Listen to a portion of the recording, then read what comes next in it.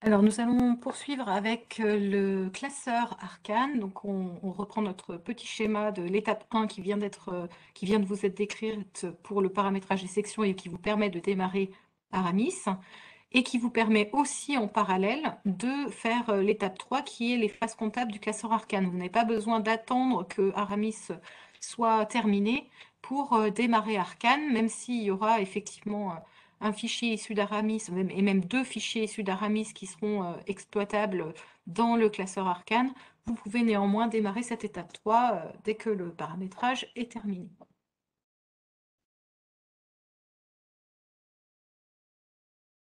Donc pour générer votre classeur, eh bien, vous avez en bas du menu du logiciel Arcane le menu Générer le classeur et le bouton Générer.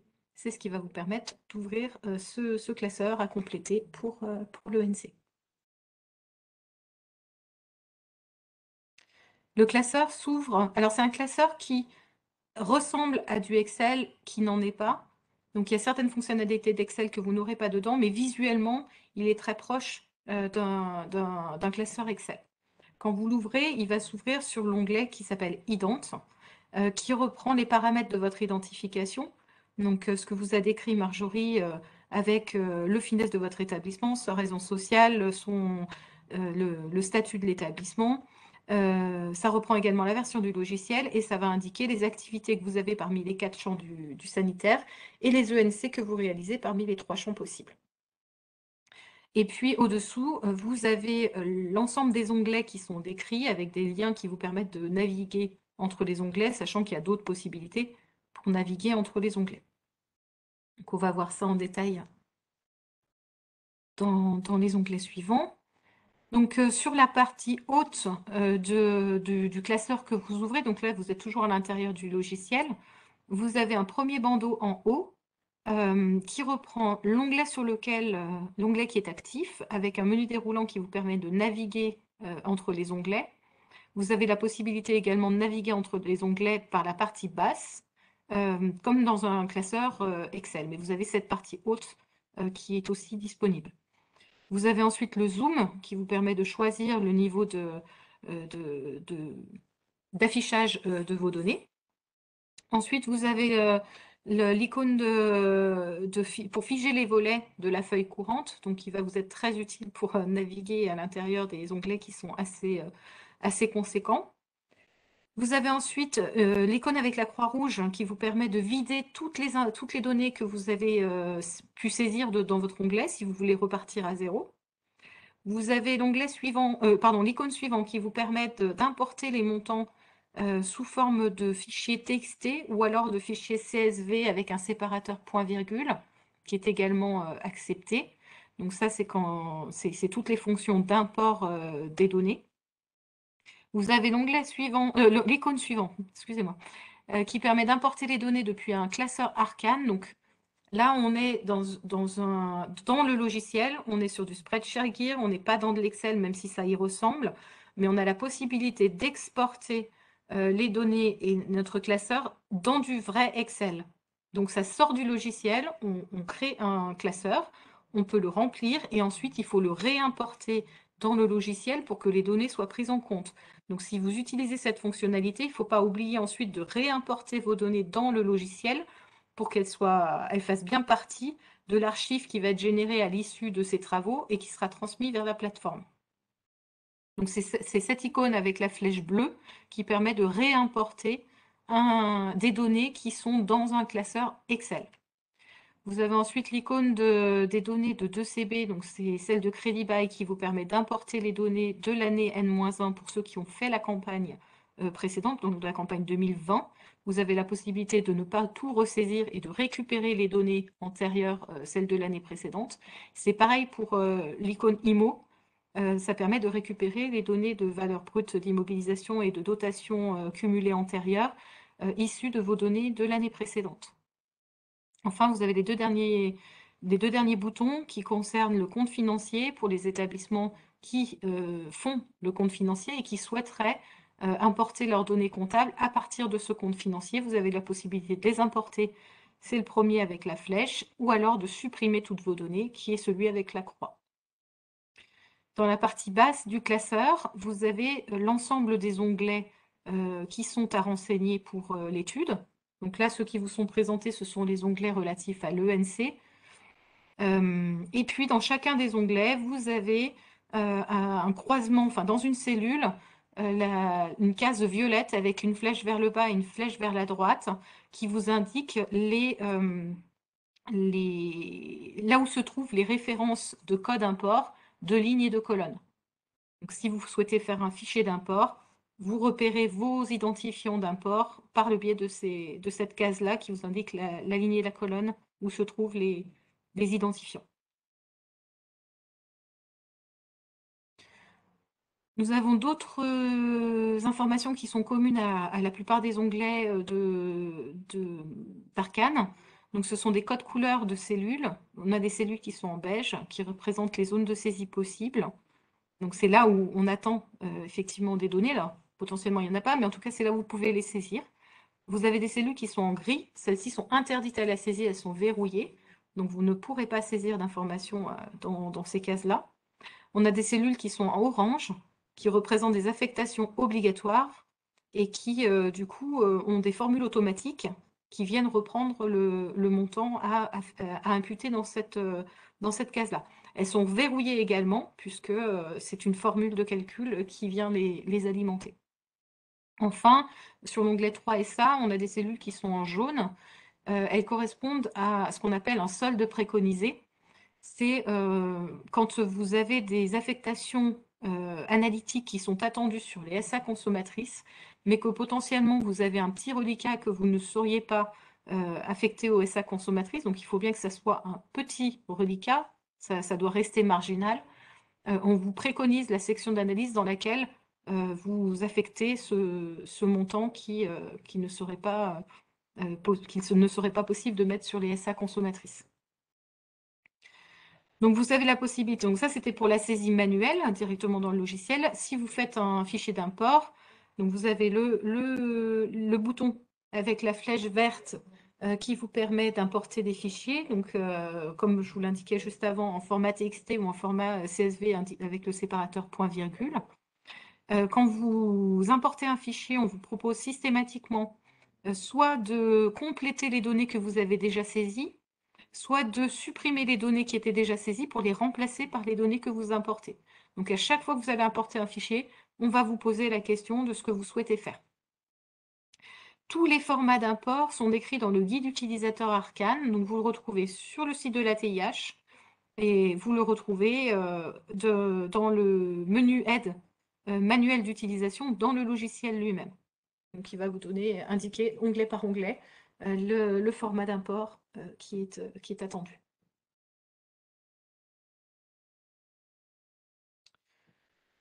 Donc, les phases de la méthodologie ENC, il y en a 7. Et on les retrouve en fait dans les différents onglets du classeur, qu'on va reprendre un peu plus en détail après. Donc, on a les données administratives. On va vous demander un certain nombre d'informations qu'on va voir en détail après. Donc, c'est l'onglet 1DA. On a notre plan comptable. C'est l'onglet 2PC, donc c'est les données qui sont issues de votre balance et de vos comptes officiels. Et il y a également la répartition entre les charges incorporables, les charges non incorporables, les produits déductibles et les produits non déductibles qui se fait dans cette phase-là.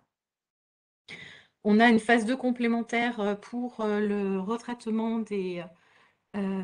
Marjorie, tu as une fenêtre qui s'est ouverte. Merci.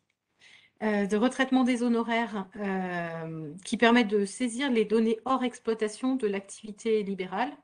Donc, ça sera en 2 ONO. On a une phase 2 aussi complémentaire de retraitement du crédit bail pour retraiter les redevances de l'année pour les répartir entre la partie amortissement du matériel et la partie frais financiers, comme pour les IFRS. On a ensuite notre onglet 3SA, donc pour les sections d'analyse. Donc c'est notre comptabilité analytique à proprement parler, en tout cas son démarrage, avec la ventilation des charges incorporables et des produits déductibles sur les sections d'analyse par compte.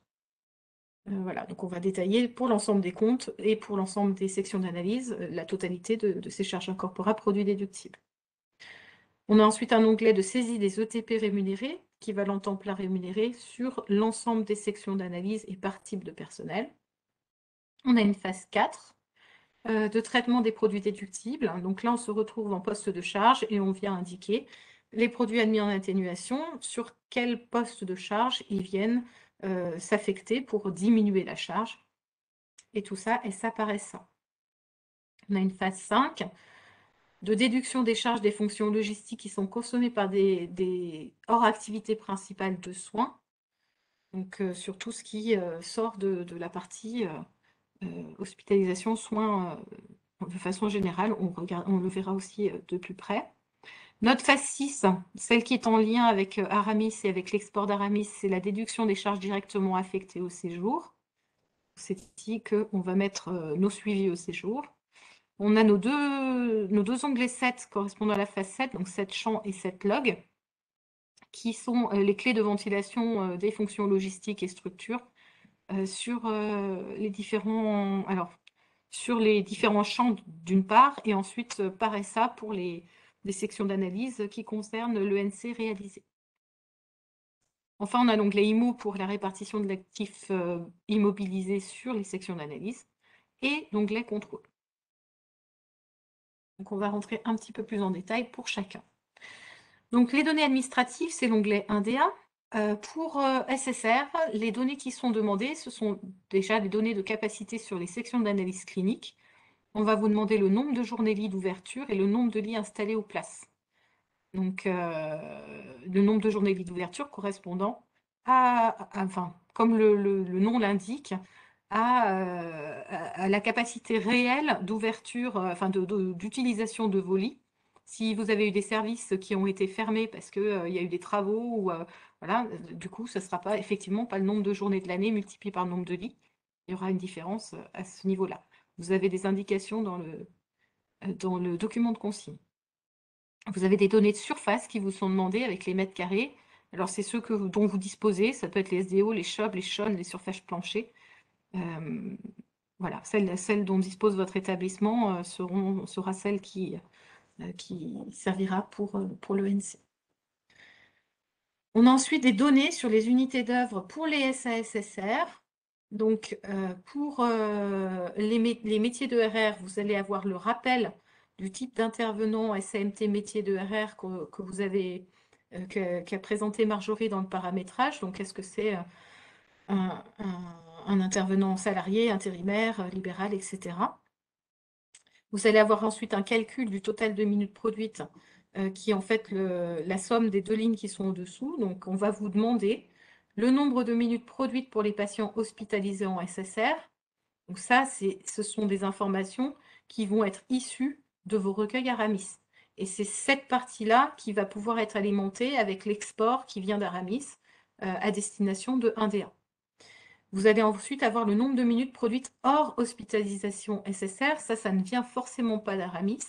Donc, ça sera tout ce que vous aurez, tout ce qui aura été produit comme activité qui ne va pas concerner les hospitalisés SSR qui sont dans le périmètre de l'ENC SSR que vous êtes en train de remonter. Donc, même si c'est pour de l'hospitalisation SSR, mais d'un autre établissement avec un autre finesse qui est inclus dans vos comptes, ça se trouvera dans hors hospitalisation SSR. Donc ça va concerner les métiers de RR, ça va concerner les plateaux de RR, ça va concerner également l'atelier d'appareillage et de confection qui est interne. Vous allez ensuite avoir les nombres de séjours d'hospitalisation SSR ayant bénéficié d'un appareil roulant du parc. Donc ça sera pour les parcs de matériel roulant interne. Et vous aurez ceux qui sont hors hospitalisation SSR, pareil pour les parcs de matériel roulant interne. Et vous avez au-dessous les ateliers d'appareillage et de confection et les parcs de matériel roulant qui sont externes. Vous allez retrouver les montants de sous-traitance de l'atelier ou de location de matériel roulant pour le parc, pour les patients hospitalisés SSR et ceux qui sont hors patients hospitalisés SSR de l'ENC.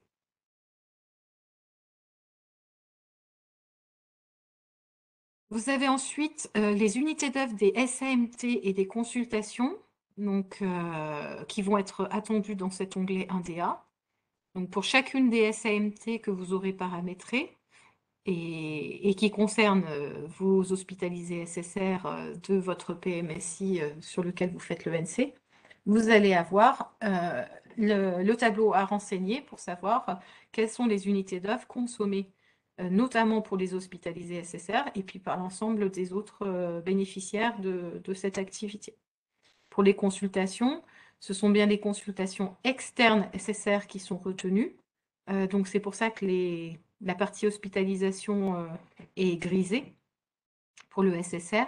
Et donc on va attendre de votre part que vous renseigniez les bénéficiaires de ces consultations externes SSR.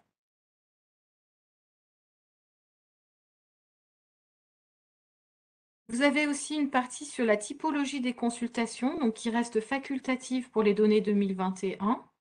Donc, pour ces consultations, on vous demande, si vous avez cette information, le nombre de téléconsultations médicales et le nombre de télésoins, le nombre de consultations simples et le nombre de consultations pluriprofessionnelles.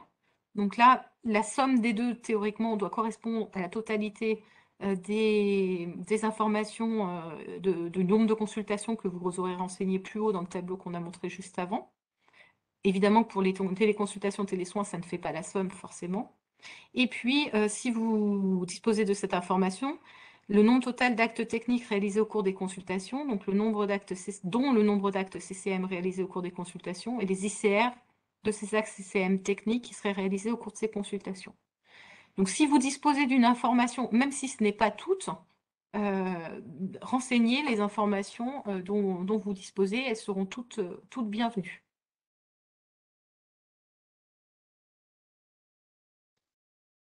Ensuite, on passe à l'onglet 2 PC, donc celui de notre plan comptable. Il est à renseigner à partir de votre balance de l'établissement, donc ça peut être manuellement ou avec la fonction import, comme on l'a déjà évoqué. On va donc avoir chacun des comptes. Il y a des comptes qui sont spécifiques à l'ENC, donc voilà, il faudra prendre connaissance, si ce n'est pas déjà fait, du plan comptable et effectivement adapter votre balance aux attendus de l'ENC.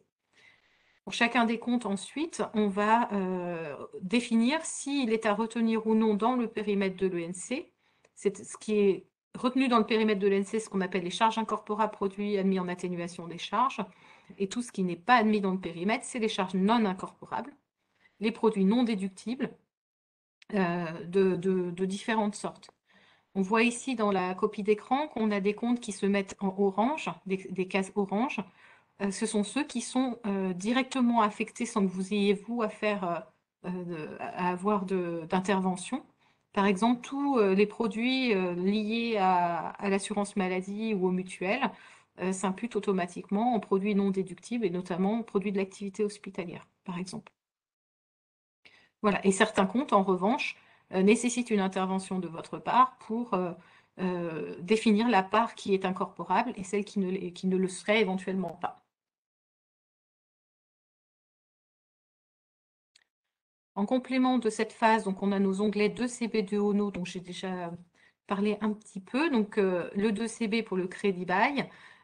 Pour chacune des redevances de crédit bail que vous avez et chacun des contrats de crédit bail que vous avez, on va distinguer le montant correspondant aux intérêts qui sont perçus par le bailleur, et ces charges seront intégrées aux charges financières de l'établissement, donc en structure financière, et le montant correspondant aux amortissements, comme si vous aviez acheté le bien et contracté un emprunt. Voilà, on retrouve les mêmes charges que si vous aviez procédé de cette façon-là. On va également intégrer les éléments hors comptabilité d'exploitation qui concernent le champ de l'ENC traité. Donc pour les établissements DAF, ce sont les honoraires des PH, donc sur la base de remboursement, déduction faite des redevances, et les honoraires des intervenants de RR. Et pour les établissements OQN, ce sont les honoraires des praticiens libéraux, donc sur la base de remboursement, et les intervenants libéraux. Donc ça, c'est pour tous les honoraires hors comptabilité d'exploitation qui ont été engagés pour la prise en charge de vos hospitalisés SSR qui rentrent dans le champ de l'ENC.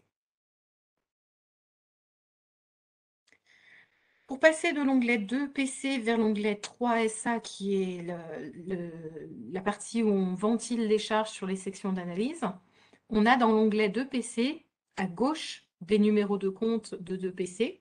Donc on voit la colonne numéro de compte, c'est celle qui correspond à la case violette.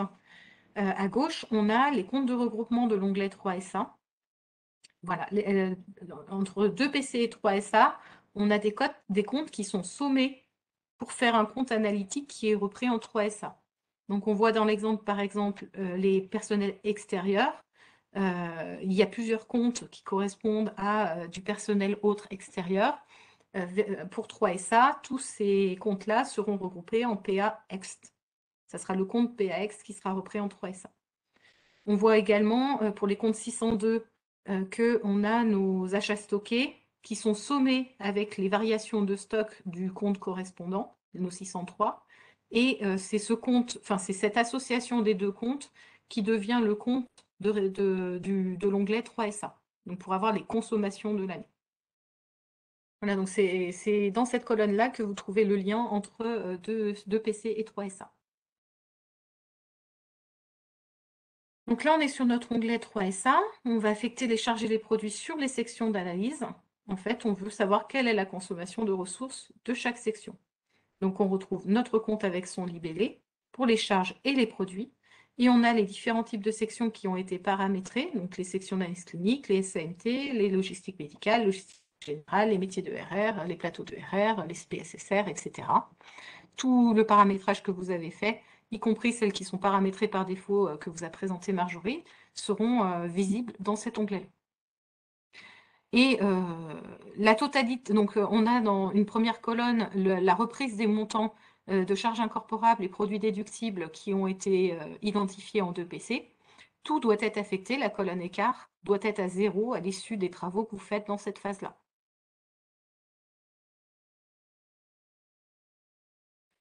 Donc, on rappelle que les charges liées aux activités de soins hors hospitalisation SSR doivent être identifiées avec soin pour cerner au plus juste le coût du secteur d'hospitalisation SSR. Bien que vous fassiez le NCSSR, si vous êtes multichamp, il faut absolument que le reste des charges des autres champs soient, même si elles ne sont pas demandées en détail, il faut qu'elles soient effectivement précises, de façon à ce que ce qu'on identifie sur le champ SSR soit au plus juste. Et puis, on rappelle aussi que l'affectation qui est directement au séjour dans Aramis, pour les charges à caractère médical, il faut qu'elle soit cohérente avec ce que vous affectez dans Arcane. Donc, vous devez vraiment avoir une affectation qui est exhaustive au SA consommatrice, et il faut qu'elle soit cohérente avec ce que vous suivez au séjour par séjour, qui sont donc rattachés à une SA. Il faut que ça soit cohérent avec ce que vous allez suivre au séjour dans Aramis.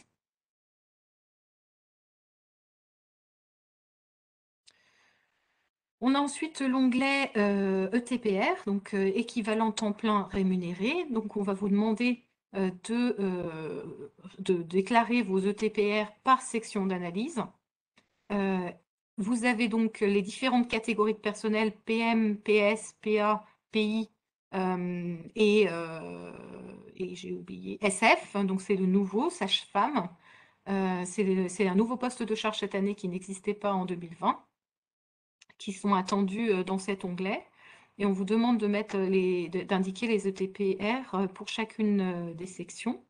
Vous allez avoir un rappel des charges qui ont été imputées en 3SA et un calcul d'un coût moyen de personnel qui va être fait automatiquement. Donc, vous devez vérifier que partout où vous avez des charges, vous avez des ETP correspondants. Partout où vous avez des ETP, vous avez des charges correspondantes et que le ratio de charges sur ETP est cohérent par rapport à la catégorie de personnel qui est enseignée.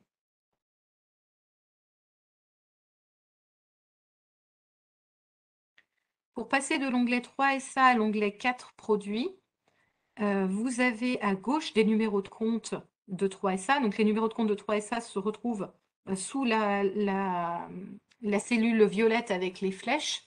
À gauche, vous avez les postes de charge qui correspondent à chacun des comptes et en fonction du type de SA. Donc là, ce qui va effectivement nous intéresser plus particulièrement, même si ça n'est pas la seule, c'est notre colonne SA-SSR. Donc, quand on est sur les consommations de spécialités pharmaceutiques avec AMM inscrites Voilà, sur les listes, pour le SSR, ça va être le poste de charge SP, spécialité pharmaceutique. Donc, il va y avoir plusieurs comptes. On voit que celui du dessus est également en SP. Ça veut dire que les charges qui vont être imputées dans ces différents comptes, elles vont se regrouper dans le poste de charge qui est mentionné. Et c'est ce qu'on va retrouver dans l'onglet 4 produits. On a également les SAMT qui sont mentionnés, les MLGG structure qu'on trouve ici. Donc, on a la source, en fait, des regroupements qu'on trouve en 4 produits. Donc, notre phase 4, on est donc par poste de charge et par SA. Notre objectif, c'est de venir imputer les produits qu'on a mis sur une SA dans l'onglet 3SA. Donc en 3SA, vous avez vos charges incorporables, vos produits admis en atténuation. Vous les avez mis par SA. Sur une SA, c'est produits admis en atténuation. Dans la phase 4, on va venir les mettre sur un poste de charge. On va venir dire ce qu'ils viennent atténuer comme nature de charge. C'est donc le travail qu'on va faire là. Et on va le faire SA par SA. Donc si on regarde l'exemple sur la diapositive suivante, donc là, on a un total, on voit sur notre sac affection du système nerveux adulte HC, qu'on a un total à déduire issu de la phase 3 de 53 675 €. On voit que plus bas, on a déjà identifié, c'est ce qui est marqué, donc c'est ce qui est marqué en 3, 20 000 € sur le poste de charge de personnel soignant salarié, donc PS Rému. Et donc, nos 20 000 €, c'est ce qu'on a déduit. Il nous reste donc, c'est ce qu'on voit sur la ligne écart, 33 675 € qui restent à affecter sur des postes de charge. Et donc, c'est le travail qui doit être fait dans cet onglet-là. À l'issue de ce travail, la ligne écart doit être à 0. Et on aura donc des charges nettes pour chacun des postes de charge qui seront ensuite, qui poursuivront leurs travaux dans les onglets suivants.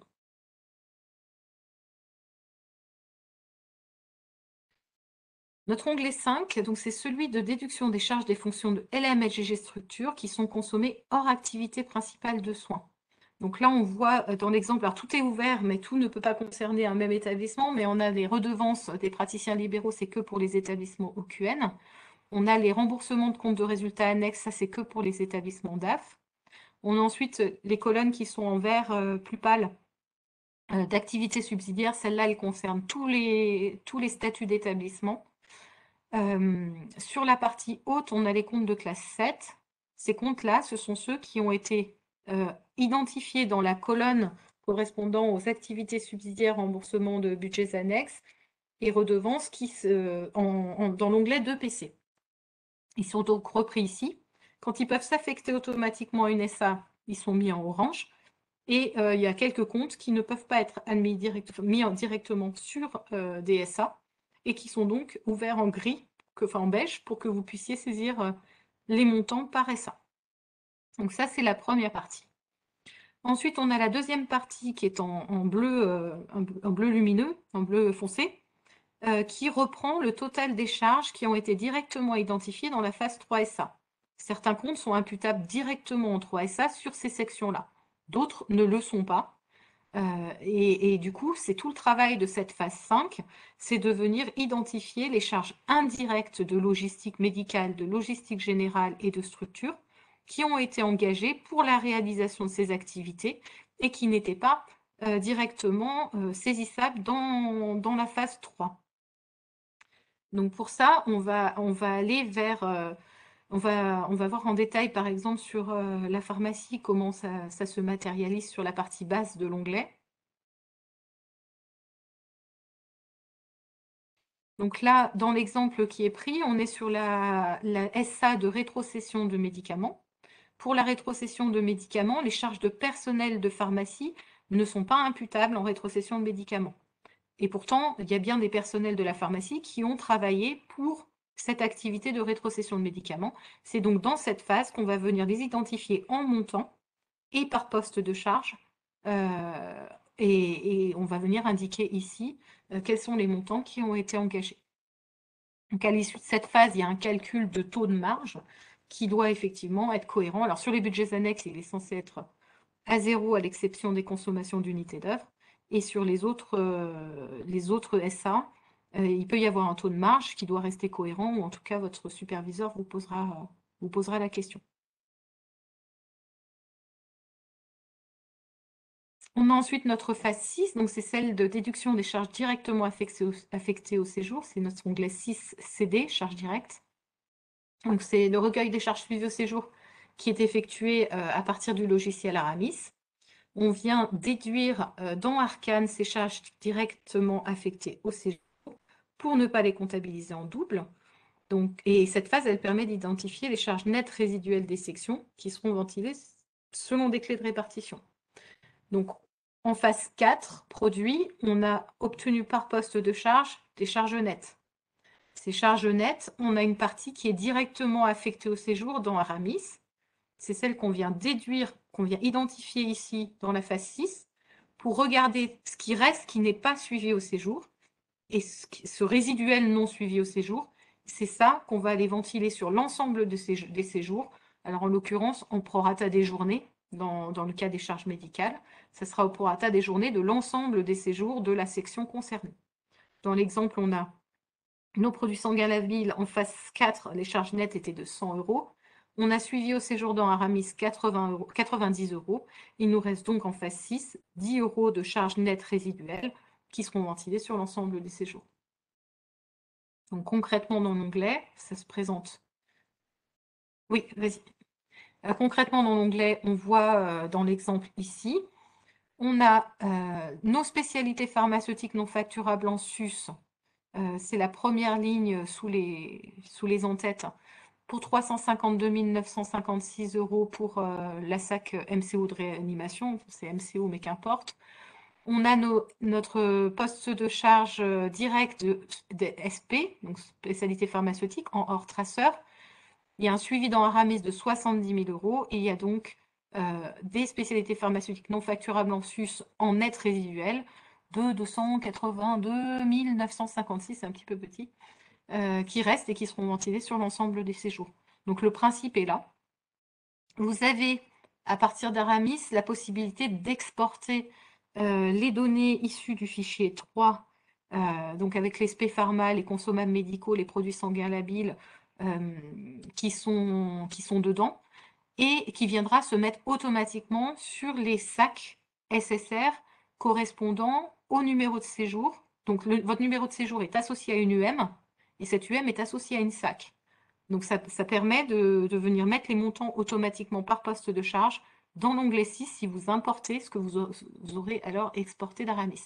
Par contre, il reste tous les suivis au séjour de sous-traitance notamment, qui seront à compléter dans cet onglet 6 manuellement, puisque ça ne peut pas être affecté directement à une SA, puisque ce n'est pas daté. Voilà. Donc ensuite, on a nos phases 7 avec deux ventilations. La première, c'est la phase 7 champ. On ventile les fonctions logistiques LMLGG structure entre les champs de façon dans des colonnes qui sont assez regroupées. Donc on va voir après. On doit donc recueillir les clés de ventilation pour chaque champ d'activité et plus précisément chaque sous-groupe qu'on va voir. Et puis on a une deuxième partie, la phase 7 log, qui va nous demander de ventiler la part des dépenses de LM et d'hébergement temporaire non médicalisé du SSR uniquement sur les sections cliniques, les SAMT, les SASSR, la consultation SSR. Donc là, ça sera détaillé par section d'analyse, ça sera en détail. Donc là, vous devez effectivement recueillir vos clés de ventilation de LM par SA. Donc on va voir l'exemple après. Donc là, on est sur une phase 7 champs. Donc vous voyez que notre champ SSR est un peu plus vaste que simplement le champ SSR, puisqu'on a d'une part les sacs SSR, d'autre part les métiers de RR, en troisième les plateaux SSR hors balnéo et les SPSSR, et on a enfin nos plateaux de balnéo qui sont séparés. Donc on a 4 colonnes en fait pour l'activité SSR. Après on a les SMT, les consultations, etc. Et on va donc avoir des clés de ventilation qui vont être à renseigner. Vous avez dans la colonne pratiquement au milieu la nature de la clé de ventilation. Cette nature, elle est pré-renseignée, c'est celle qui est préconisée. Si néanmoins vous ne l'avez pas et que vous avez une autre clé de ventilation disponible et qui est pertinente, et ça le superviseur en jugera aussi, vous pouvez modifier la nature de clé, la remplacer de façon à renseigner celle dont vous disposez. Encore une fois, il faut qu'elle soit pertinente. Ensuite, dans l'onglet Set log, c'est là que seules les SA qui sont actives pour le champ SSR dont vous faites le NC, et éventuellement, si vous êtes multi-champ, eh bien, il y aurait aussi les autres SA de l'autre champ pour lequel vous faites également le NC qui serait détaillé. Mais là, en l'occurrence, dans notre cas de SSR, eh bien, vos sacs SSR où vous n'aviez qu'une seule colonne dans l'onglet 7 champs, chacune va s'afficher dans l'onglet 7 log. Pareil pour les plateaux, si vous en avez plusieurs, ils s'ouvriront. La balnéo aussi, les métiers, bon là dans l'exemple, il n'y en a qu'un, mais ils s'ouvrent en fait SA par SA, et on attend du coup le détail pour les logistiques médicales et pour l'hôtel hospitalier, donc enfin HTNM. Et puis dessous, on a les logistiques générales et la structure. C'est facultatif pour la logistique générale et la structure. Si vous en disposez, les informations sont évidemment bienvenues. Donc là, voilà, c'est la partie logistique générale et structure qui, elle, est facultative. Donc, même si vous en avez une ou deux parmi le lot, n'hésitez pas à les renseigner. Et si d'autres ne sont pas disponibles, eh bien, c'est facultatif, ce n'est pas obligatoire. Voilà. Vous avez l'onglet Contrôle qui vous permet de regarder s'il y a des anomalies dans votre saisie qui sont signalées. Donc, quand c'est marqué à vérifier, ça veut dire que potentiellement, il y a quelque chose qui a été oublié, mais il est possible que cette information ne soit pas nécessaire. Donc, c'est pour ça que c'est marqué à vérifier. Quand c'est marqué phase à compléter, c'est forcément que votre travail n'est pas fini et qu'il faut aller corriger. Quand c'est marqué à corriger, même chose, ça veut dire que votre classeur n'est pas terminé et qu'il y a des choses à modifier.